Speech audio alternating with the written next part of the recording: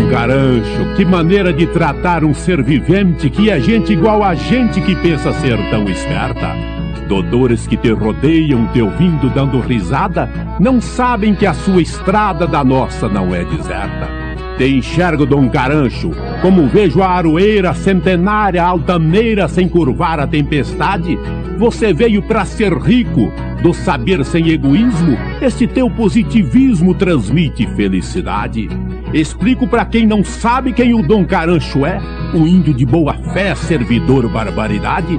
Se ele toma um traguito, toma e não faz cara feia, revira a caneca cheia, só não paga, isso é verdade. Mas também pra que pagar se tem tantos te pagando, pra te ver historiando histórias inexistentes?